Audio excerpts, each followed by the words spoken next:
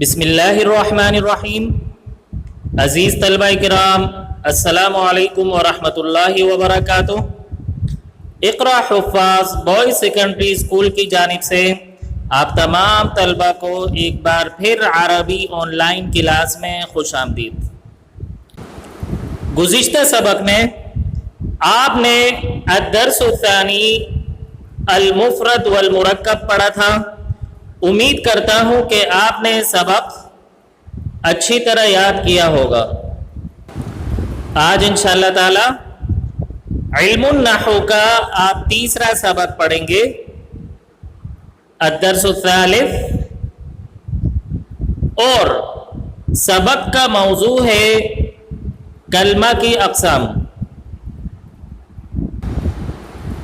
جیسے کہ آپ نے گزشتہ اسباق میں پڑھا ہے کہ کلمہ وہ بامعنی لفظ ہے جس سے اکیلے معنی سمجھے جائے، اور آپ نے اس کی مختلف مثالیں بھی پڑھی ہے، قلم، کرسی، کتاب وغیرہ۔ آج کے سبق میں انشاءاللہ العزیز آپ یہ جانیں گے کہ کلمہ کی کتنی اقسام ہیں اور کون کون سی اقسام ہیں۔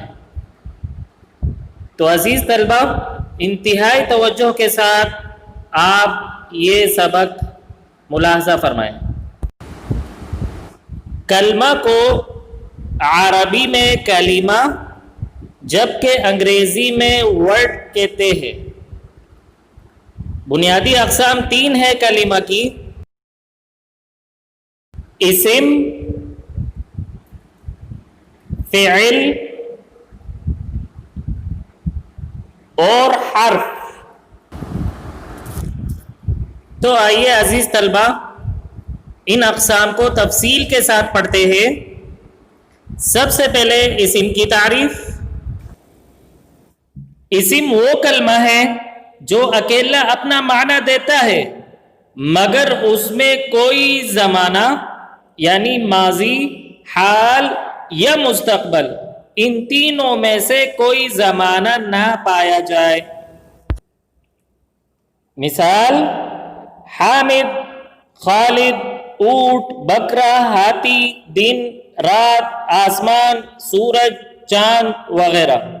یہ سب مثالیں ہیں اسم کی، یعنی کسی بھی چیز کا نام ہو، چاہے وہ جاندار ہو یا نہ ہو، کیونکہ لفظ اسم نام کے لیے استعمال ہوتا ہے،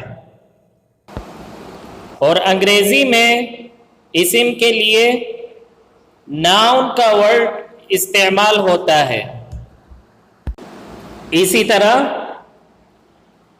اسم ان الفاظ کو بھی کہا جاتا ہے جن کے ذریعے سے افعال اور حرکات کو بیان کیا جاتا ہو، بشرطے کہ ان میں تین زمانوں میں سے کوئی زمانہ نہ پایا جائے۔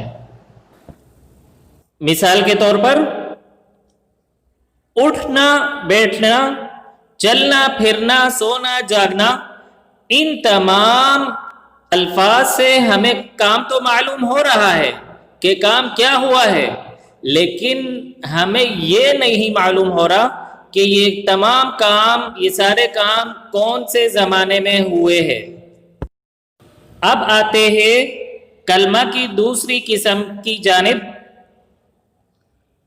دوسری قسم ہے کلمہ کی فعل، اور اگر ہم فعل کی تعریف کریں تو فعل وہ کلمہ ہے جو اکیلا اپنا معنی دیتا ہے اور اس میں تین زمانوں میں سے کوئی ایک زمانہ بھی پایا جائے۔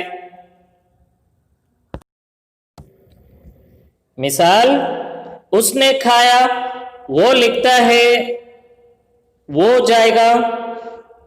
تو ان تمام الفاظ میں ہمیں کام بھی معلوم ہو رہا ہے اور زمانہ بھی معلوم ہو رہا ہے۔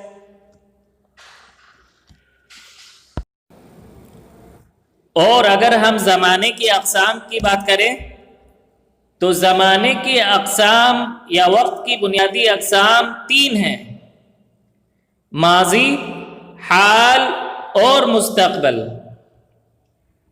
ماضی سے مراد ہے گزرا ہوا زمانہ، حال سے مراد ہے جو گزر رہا ہے، وہ زمانہ جو گزر رہا ہے، اور مستقبل سے مراد ہے آئندہ آنے والا۔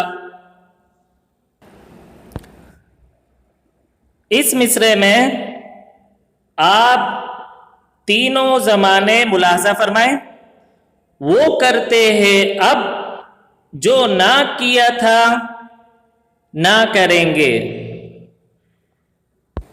وہ کرتے ہیں یہ فعل حال ہے، جو نہ کیا تھا یہ فعل ماضی ہے، گزرا ہوا زمانہ ہے، نہ کریں گے اور یہ فعل مستقبل ہے یعنی آنے والا زمانہ۔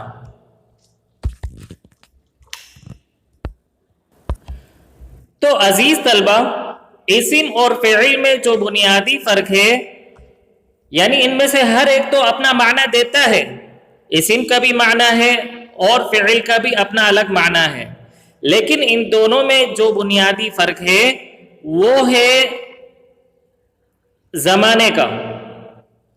اسم میں زمانہ نہیں ہوتا، جبکہ فعل میں زمانے کا ہونا ضروری ہے۔ مثلا لفظ پڑھنا، اب اس لفظ کے ذریعے کام تو معلوم ہو رہا ہے لیکن زمانہ معلوم نہیں ہو رہا۔ لیکن اگر میں اس طرح کہوں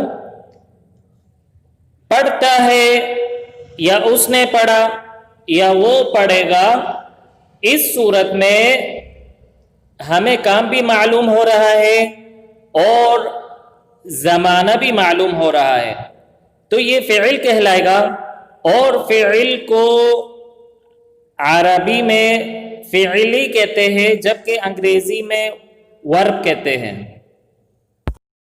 اب تیسری قسم کی جانب بڑھتے ہیں، یعنی حرف کی تعریف یوں کر سکتے ہم کہ حرف وہ کلمہ ہے جو اکیلا اپنا کچھ معنی نہیں دیتا جب تک اس کو دوسرے کلمے مثلا اسم یا فعل کے ساتھ نہ ملایا جائے، اور حرف میں کوئی زمانہ بھی نہیں ہوتا۔ مثال سے، میں، پر، تک، کو وغیرہ جملوں میں یہ تمام حروف مستعمل ہے۔ خالد مسجد سے نکلا، احمد گھر میں داخل ہوا، کتاب ڈیسک پر ہے، میں اسکول تک گیا، میں شام کو آؤں گا وغیرہ۔ حرف کو عربی میں حرفن جبکہ انگریزی میں پریپوزیشن کہتے ہیں۔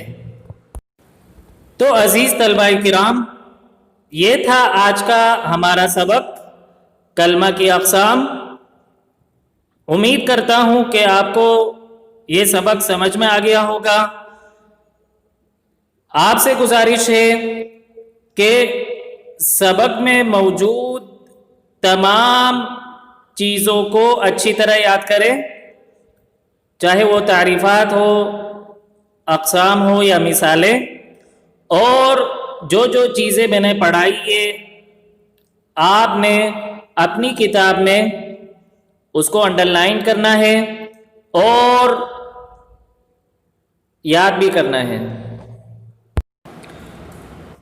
اب آخر میں عزیز طلبہ، ہم الواجب المنزلی کی طرف بڑھتے ہیں، اور میں آپ کو بتا دوں کہ آپ نے سب سے پہلے کام کرنا ہے وہ ہے، جس طرح میں نے آپ کو بتایا سبق کے متعلق تمام چیزیں جن میں اصطلاحات تینوں زبانوں میں عربی، اردو، انگریزی، اور ان کی تعریفات، اقسام، یہ تمام چیزیں یاد کرنی ہیں۔